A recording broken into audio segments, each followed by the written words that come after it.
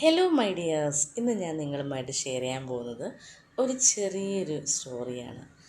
നമ്മളെപ്പോഴും സാധാരണയായിട്ട് പറയുന്നൊരു കാര്യമാണ്, എല്ലാവർക്കും നടക്കുന്നുണ്ട്, എനിക്ക് മാത്രം നടക്കുന്നില്ല. ഞാൻ ഇത്രയൊക്കെ ഹാർഡ് വർക്ക് ചെയ്തിട്ടും എന്തുകൊണ്ട് എനിക്ക് ഈ കാര്യം നടക്കാത്തത്? അതിനുള്ള അല്ലെങ്കിൽ അതിൻ്റെ പിന്നിൽ നടക്കുന്ന രഹസ്യം ഇതാണ്: ക്ഷമ. ഫോർഗീവ്നെസ് അല്ലെങ്കിൽ മാപ്പ് നൽകുക അല്ലെങ്കിൽ ക്ഷമിക്കുക എന്ന് പറയുന്ന ഒരു കാര്യം നമ്മൾ പ്രോപ്പറായിട്ട് ചെയ്യാത്തത് കൊണ്ടാണ് നമുക്കൊരുപാട് കാര്യങ്ങൾ നടക്കാത്തത്. അപ്പോൾ നിങ്ങളൊക്കെ വിചാരിക്കും, ഞാൻ എന്തിനാ വേറൊരു വ്യക്തിയോട് ഫോർഗീവ് ചെയ്യണം, ആ വ്യക്തിയല്ലേ തെറ്റ് ചെയ്തിരിക്കുന്നതെന്ന്. നമ്മൾ മനസ്സിലാക്കേണ്ട കാര്യം, ഒരു ബാഗിൽ ഒരുപാട് ചീഞ്ഞ തക്കാളികൾ നമ്മൾ കൊണ്ട് നടക്കുകയാണെങ്കിൽ അതിൻ്റെ സ്മെല്ല് മൊത്തം നമ്മളല്ലേ കേൾക്കുന്നത്. അതുപോലെ തന്നെയാണ് മനസ്സിനകത്ത് മറ്റൊരു വ്യക്തിയുമായിട്ടുള്ള ഒരു പകയോ ദേഷ്യമോ വിദ്വേഷമോ എന്ത് ചെറിയ കാര്യമാണെങ്കിൽ പോലും അത് കൊണ്ട് നടക്കുന്നത് നമ്മൾ ഓരോരുത്തരുമാണ്. ആ വ്യക്തിക്ക് അറിയില്ല ഇന്ന കാര്യം കാണിച്ചതിൽ അവർക്ക് ദേഷ്യമുണ്ട്, അല്ലെങ്കിൽ എന്നോടത് അവർക്ക് സഹിക്കാൻ പറ്റുന്നില്ല എന്ന് മറ്റൊരു വ്യക്തി മനസ്സിലാക്കുന്നില്ല. അവിടെ മനസ്സിലാക്കുന്നതും അല്ലെങ്കിൽ അതിനുവേണ്ടി പ്രവർത്തിക്കുന്നതൊക്കെ നമ്മൾ ഓരോരുത്തരുമാണ്. നമ്മുടെ ജീവിതത്തിൽ ഒരു ഫോർഗീവ്നെസ് എന്ന് പറയുന്ന ടൂള് നമ്മളെല്ലാവരും യൂസ് ചെയ്യാനായിട്ട് തുടങ്ങുക.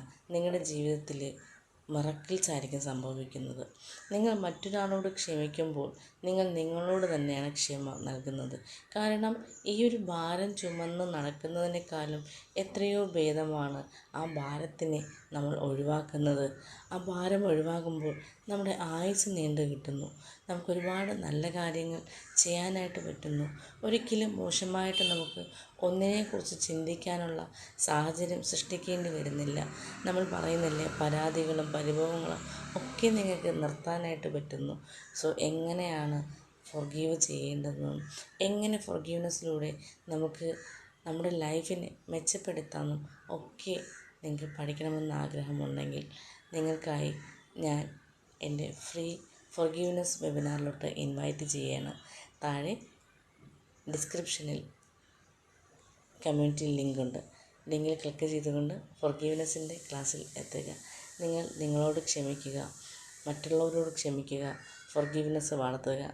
നമ്മുടെ ജീവിതത്തിനെ സ്വപ്നങ്ങൾ അല്ലെങ്കിൽ നമ്മുടെ ആഗ്രഹങ്ങളേക്ക് സ്വപ്നങ്ങളാക്കി മാറ്റുന്നതിന് പകരം അതൊക്കെ സാക്ഷാത്കരിക്കാനായിട്ട് ഈ ചെറിയൊരു വാക്കുകൊണ്ട് നമുക്ക് ചെയ്യാൻ പറ്റുന്നതാണ്.